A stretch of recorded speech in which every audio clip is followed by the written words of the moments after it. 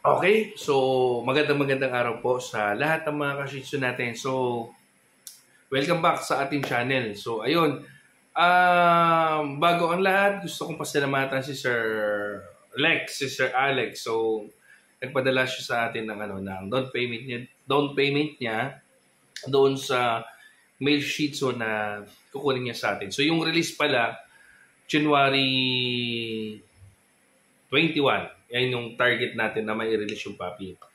So, next month na. Ngayon, congrats po pala doon sa lahat ng mga dam owner na nagpa-stud sa amin. So, especially kay Ma'am Cynthia. So, ang gaganda ng mga puppy nila. So, nakakatuwa. Naglalabas talaga ng mga rare color. Yun. Kung hindi man rare color ang nilalabas, mga solid color ang nilalabas. So, congrats po sa inyong lahat. At, ayun, excited po ako na makita na yung itsura ng puppy nyo kapag medyo malaki-laki na. So, pasahan nyo po ako ng mga picture nyo. So, ngayon pag-uusapan po natin yung tungkol sa puppy share. Kasi, nagiging issue yan eh. Dati, parang napapyawan natin yan dun sa vlog natin. Yung tungkol sa puppy share. So, pagka gusto ba ng dam owner na puppy share, ano ba yung mga kondisyon, ano ba yung patakaran? So, sa akin, medyo paiba-iba kasi minsan, binabago-bago ko. Depende sa mood ko. Pero, kung talagang pagbabasihan, kasi minsan, kapag dalawa yung naging anak, hindi na ako kumukuha ng puppy doon sa inahin. Sa kanila na yung dalawang puppy. Minsan, ang hinihingi ko na lang, bayaran na lang nila ako ng stud service fee. Yan, bayaran na lang nila ako. Tapos, kung isa naman, hindi na ako maniningil at hindi na ako kukuha ng puppy. Minsan ganun ang kondisyon ko. Yung bagay na yung pabor sa part nila. Pero, hindi ko sinasabi na ganun gawin ng ibang stud service. Kasi, bibihira yon. So, ano ba yung tama? Okay.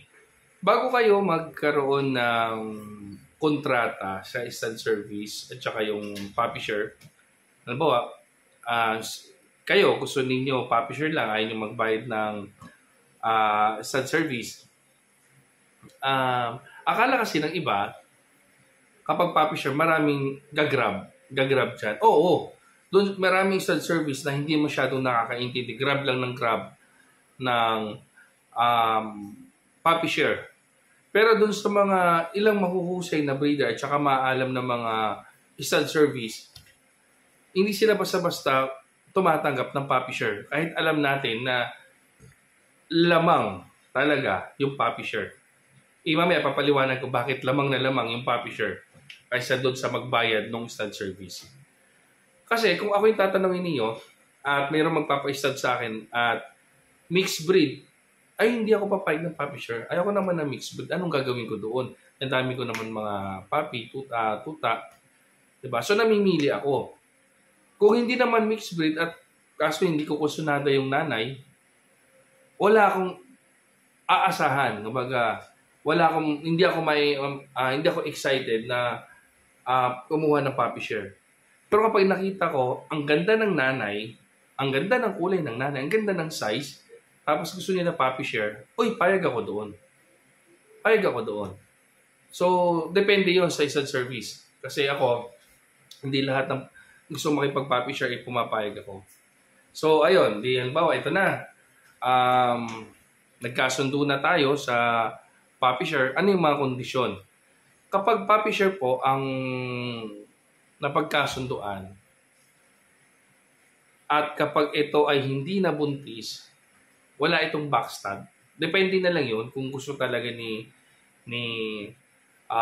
stud service na makakuha ng puppy doon sa nanay na yun. Depende na lang yun. Tapos, may mga pagkakataon na kapag nagpa-puppy share kayo, wala kayong babayaran na kahit ano, lalo na kung si stud service na mismo yung mag-shoot doon sa dam ninyo. Pero kung hindi nag-shoot si stud service at kumukuha pa siya ng shooter, sagot po ni dam owner yung ibabayad sa shooter. Wala po kasing dapat na ilabas si stud service na pera Maliban po doon sa similya ng aso niya at yung pagdala ng aso niya doon sa inyo kung home service yan. So, yun po para malinaw. Ngayon, kapag na-stud na yung aso ninyo, hindi po obligado si stud service na makihati doon sa vitamins ng nanay, pagkain ng papi, bakuna ng papi. Yung dam owner po ang may sagot nun. Ang release kasi ng papi, 2 months. So, dapat kapag inirelease yung papi, dapat meron yung bakuna. 1 or 2. Sagot po ni dam owner yon. Yung deworm, sagot ni dam owner yon.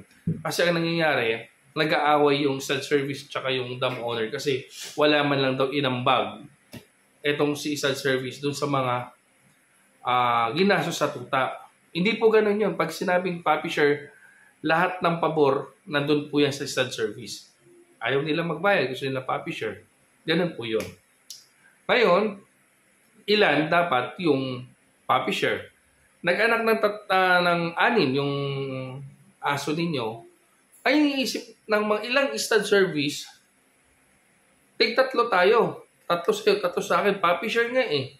Mali po yun. Isa lang dapat. Pag sinabing puppy share, doon sa 6 na anak, pipili lang ng isa yung stud service. Ngayon, kailan ba pinakamagandang dapat pumili? 2 months. Yung iba kasing dam owner, kakapanganak pa lang, gusto nila pumili na kagad si stud service. Ang problema nun, minsan namamatay. Kapag namatay yung napili, ayaw ni dam owner na palitan. Kaya ginagawa ng mga stud service, ina-advise ko, pumili sila sa araw ng release. Kasi syempre pipiliin ni stud service yung pinakamalusog, pinakamaganda. Yan. Kaya ang pabor na pabor po ang puppy share doon sa stud service. Isipin ninyo sagot ni dam yung bakuna, deworm, lahat ng gastos. Tapos, si stud service papipili ng pinakamalusog, pinakamaganda. So, lahat ng papunta kay stud service. Alam ko, sa mga baboy, parang may term din sila ata dyan eh. Tatay ko kasi nag-alaga ng baboy kapag walang pinaya doon sa nag-stud. Parang biik yung ibabayad. Minsan, kung kailan dapat kunin yung biik, yung pinakamalaki ang pinipili, pinakamaganda. Parang gano'n din po sa puppy share sa mga Shih Tzu o sa mga aso natin. Ngayon, ito na. Paano kung ang anak 2? Ang reason ni dam owner, lugi kami, 2 lang. Wala ka dito. Merong ganon. Kailangan po ibigay pa rin po ang isa doon kay stud service o doon sa nag-stud. Pero sa part ko, pagka 2, bigyan nyo na lang, bayad nyo lang sa akin yung stud service fee nyo na lang ibigay sa akin, sa inyo na yung 2. Yun. Pero ang dapat po talaga dyan, ibigay pa rin yung isa doon sa nag-stud. Paano naman kung isa? Pag isa, ito po yung option yan. Pwede nyo ibenta yung puppy, tapos hati kayo sa pinagbentahan. Kung ayaw naman ibenta yung puppy at i-keep nung dam owner, pwedeng bayaran na lang ni dam owner si stud service kung magkano man yung presyo ng stud niya. Kung gusto ninyong tumawa dahil isa lang, pwede naman. Kasi sa part ko naman, kapag isa lang, hindi na ako kumukuha ng bayad dun sa stud service at hindi na ako kumukuha ng puppy share. Sa kanila na yon kasi gumastos nga sila eh. Yun. Paano naman kung cesarean? Ito pa, nagiging issue to.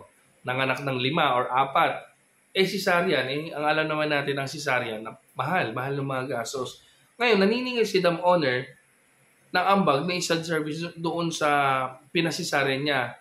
Yun po yung maling-mali. Wala pong kinalaman si stud service doon sa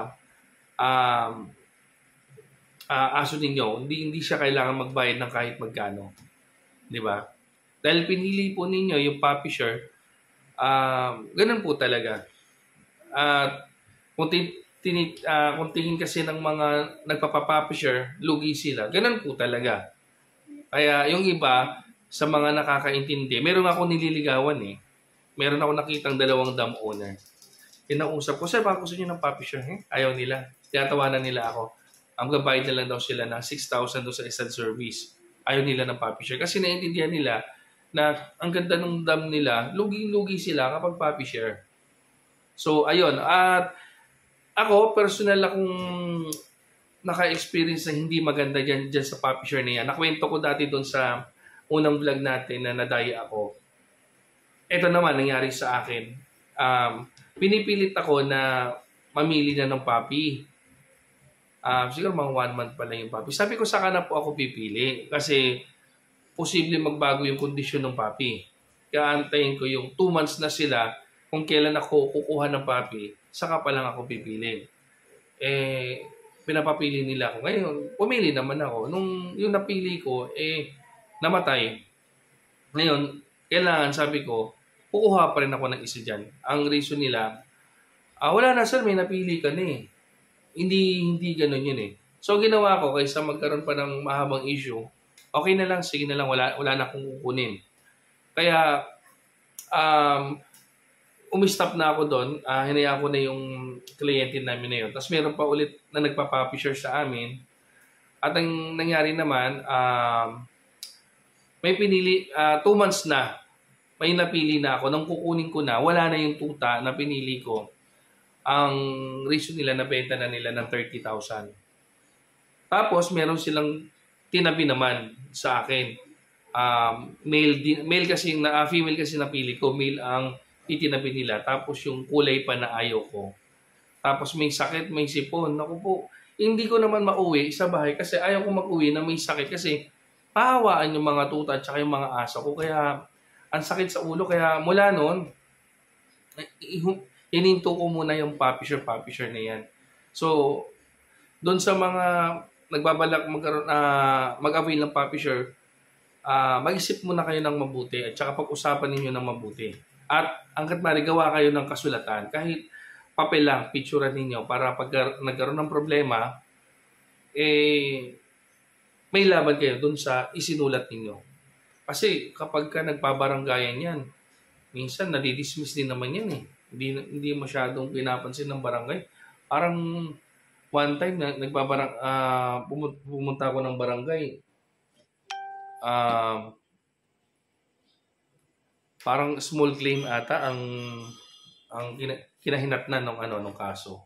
So, ayun, doon sa mga ka-shih tzu natin, okay din po na kung wala kayong pambayad, puppy share, pero make sure nyo lang na magugustuhan ni stud service yung dam ninyo para pumayag sila ng puppy share. At kung nagustuhan naman ni stud service at nagkasundo kayo sa puppy share, ilagay niyo po yung mga kasunduan ninyo.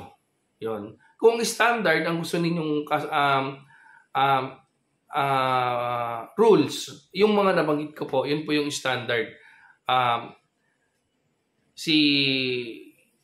Stud service ang unang pipili. At si stud service yung may karapatan na unang-unang kumuha ng puppy. At dapat gastos ni dam owner yung bakuna, vaccine, walang babayaran si stud service sa kahit magkano. Walang dapat na ibigay na hati doon sa gastos kung cesarean man yan o kahit ano pa yan. Yun po yung puppy share na tinatawag. So kung ilan ang kukunin, yon, uulitin ko, isa lang po ang kukunin ni stud service. So ayun, sana doon sa mga ka-shih tzu natin, kahit itong konting detalye na ito, makatulong sa inyo. So, ayun. So, baka may nakalimutan ako. Isipin ko, parang wala naman na.